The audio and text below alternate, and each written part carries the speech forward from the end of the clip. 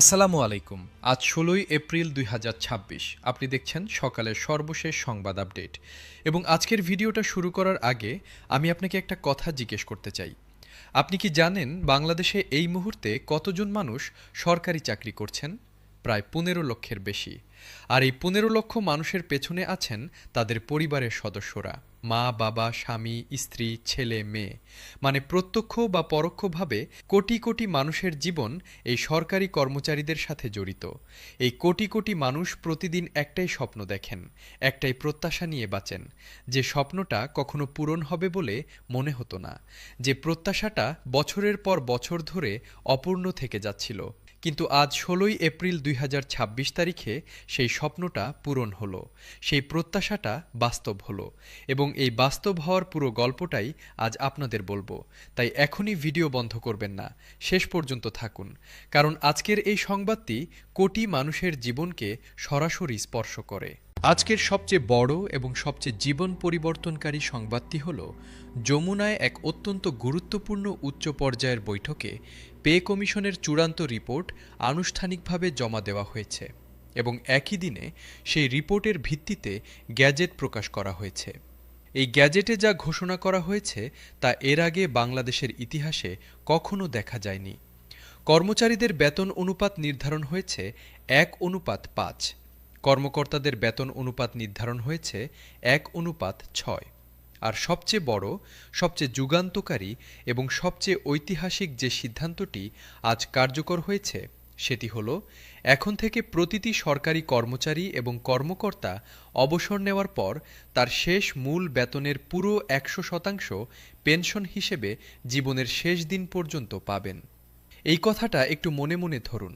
১০০% pension, পুরো মূল বেতনের সমান, আজীবন।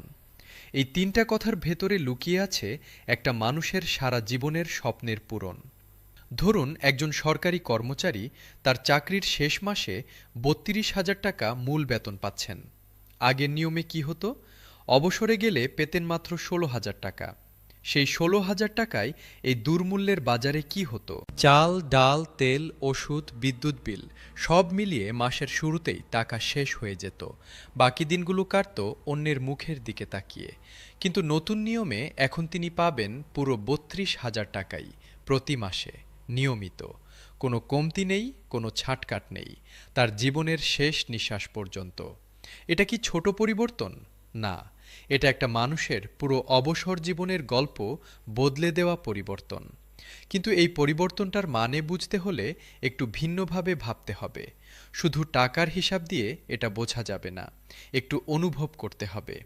একটা দৃশ্য কল্পনা করুন। একজন অবসরপ্রাপ্ত কর্মচারী প্রতি মাসের ১ তারিখে ব্যাংকে যান। ব্যাংকের লাইনে দাঁড়িয়ে অপেক্ষা করেন, টাকা তোলেন। তারপর বাড়ি ফিরে বাজারে যান, হিসাব করতে করতে বাজার করেন। আলু কিনবেন না পেঁয়াজ কিনবেন, ওষুধের টাকা রাখবেন না বিদ্যুৎ বিলের টাকা রাখবেন। এই হিসাব করতে করতে সময় পার হয়ে যায়। মাসের শেষে টাকা শেষ হয়ে গেলে ছেলেকে ফোন করতে হয়। সেই ফোনটা করার সময় বুকের ভেতরে কেমন একটা কষ্ট হয়, কিন্তু কি করবেন, উপায় নেই।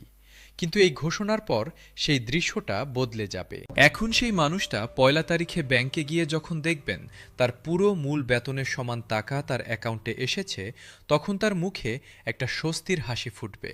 সেই হাসিটার মূল্য কোনো টাকায় মাপা যায় না।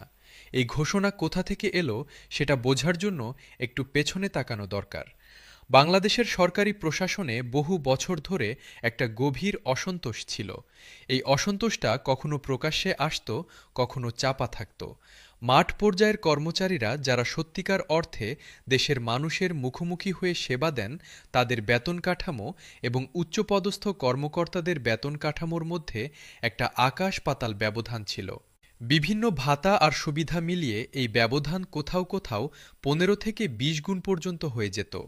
এই ব্যবধান দেখে মাঠের কর্মচারীরা নিজেদের মনে প্রশ্ন করতেন, আমার কাজের কি কোনো মূল্য নেই? আমি কি শুধু যন্ত্রের মতো কাজ করব আর শেষে কিছুই পাব না?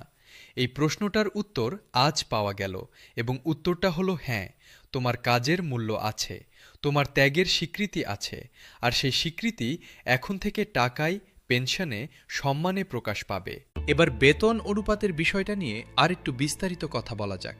কর্মচারী পর্যায়ে ১:৫ মানে হল সর্বনিম্ন গ্রেড এবং সর্বোচ্চ গ্রেডের বেতনের পার্থক্য হবে ঠিক ৫ গুণ। কর্মকর্তাদের ক্ষেত্রে এই পার্থক্য ৬ গুণ। এই ব্যবস্থার সবচেয়ে বড় সুবিধা হল এটা সবার কাছে স্পষ্ট এবং বোধগম্য। আগে বেতন কাঠামো এতটাই জটিল ছিল যে সাধারণ কর্মচারী নিজেই বুঝতেন না কেন কোন পদে কত বেতন হচ্ছে, কে কোন ভাতা পাচ্ছে, কে কত সুবিধা পাচ্ছে, এই হিসাবটা কখনো পরিষ্কার ছিল না। নতুন এই অনুপাত নির্ধারণের মাধ্যমে পুরো বেতন কাঠামোটা একটা স্বচ্ছ এবং যৌক্তিক রূপ পাবে। পদমর্যাদা অনুযায়ী পার্থক্য থাকবে, কিন্তু সেই পার্থক্য হবে মানবিক সীমার মধ্যে এবং সেটা সবার কাছে বোধগম্য হবে।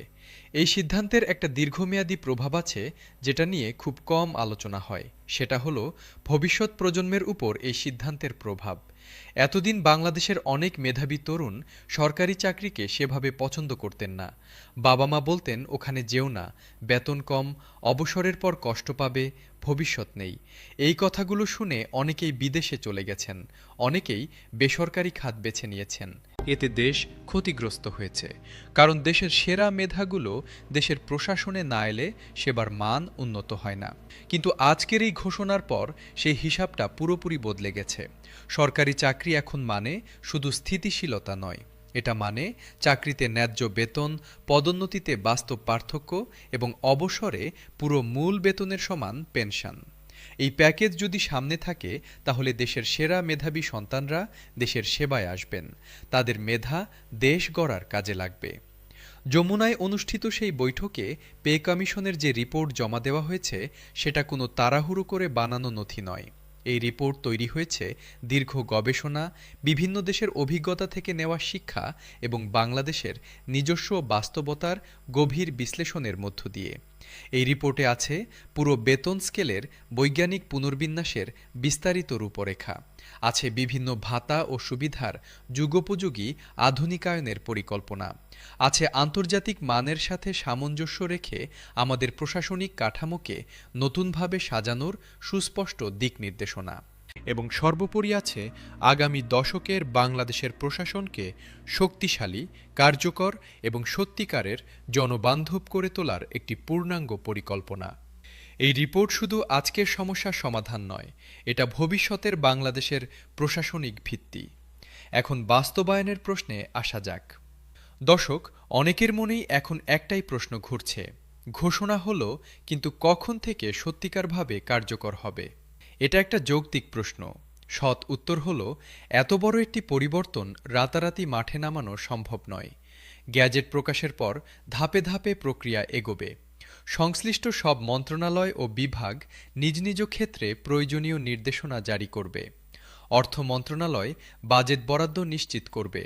জনপ্রশাসন মন্ত্রণালয় নতুন গ্রেড ও পদায়নের নির্দেশনা দেবে। হিসাব মহানিয়ন্ত্রকের কার্যালয় মাঠ পর্যায়ে বাস্তবায়নের নির্ভুল পদ্ধতি চূড়ান্ত করবে।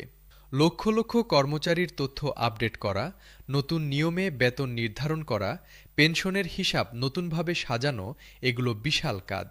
কিন্তু ডিজিটাল প্রযুক্তির সর্বোচ্চ সদ্ব্যবহার এবং একটি সুনির্দিষ্ট রোডম্যাপ ধরে এগিয়ে গেলে এই চ্যালেঞ্জগুলো অতিক্রম করা সম্ভব।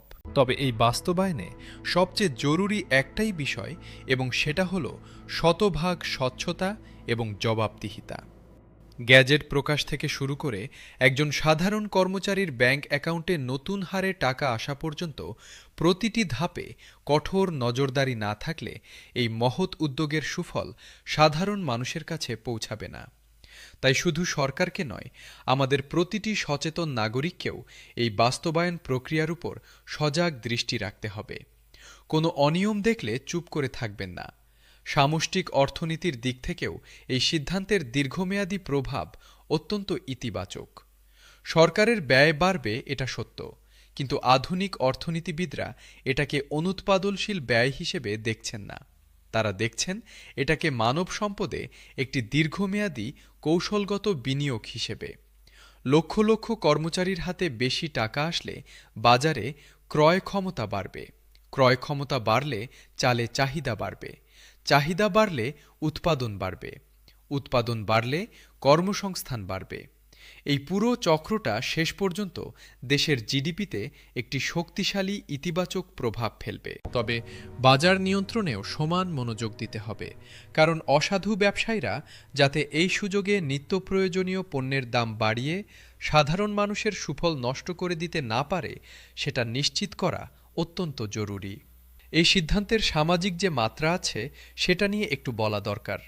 ভিডিওর শুরুতে বলেছিলাম এই ১৫ লক্ষ কর্মচারীর পেছনে আছেন তাদের পরিবারের মানুষগুলো। সেই পরিবারগুলোর কথা ভাবুন একটু। সেই মায়ের কথা ভাবুন যিনি ছেলের অবসরের পর চিন্তায় থাকতেন। সেই স্ত্রীর কথা ভাবুন যিনি স্বামীর অবসরের পরের জীবন নিয়ে রাত জেগে হিসাব করতেন। সেই সন্তানের কথা ভাবুন যিনি জানতেন বাবার অবসরের পর তাকে বাড়তি দায়িত্ব নিতে হবে। এই মানুষগুলোর মনে এতদিন ধরে যে একটা চাপা উদ্বেগ ছিল, আজকের এই ঘোষণা সেই উদ্বেগকে সরিয়ে একটা গভীর প্রশান্তি দিয়েছে। একটা পরিবারে যখন অর্থনৈতিক নিরাপত্তা থাকে তখন সেই পরিবারের প্রতিটি সদস্যের মানসিক স্বাস্থ্য ভালো থাকে, সম্পর্কগুলো মজবুত হয়, সুখ বাড়ে। এটা একটা সমাজের জন্য কতটা বড় অর্জন সেটা ভাষায় বলা কঠিন। আজ ১৬ এপ্রিল ২০২৬ সালের এই দিনটি বাংলাদেশের কোটি কোটি মানুষের জন্য একটি বিশেষ দিন হয়ে থাকবে। যারা এতদিন ধরে এই পরিবর্তনের স্বপ্ন দেখেছিলেন, যারা ন্যায্য পাওনার জন্য অপেক্ষায় ছিলেন, যাদের জীবন এই একটি সিদ্ধান্তের উপর নির্ভরশীল ছিল, তাদের সবার জন্য আজকের এই দিনটি একটি নতুন শুরু।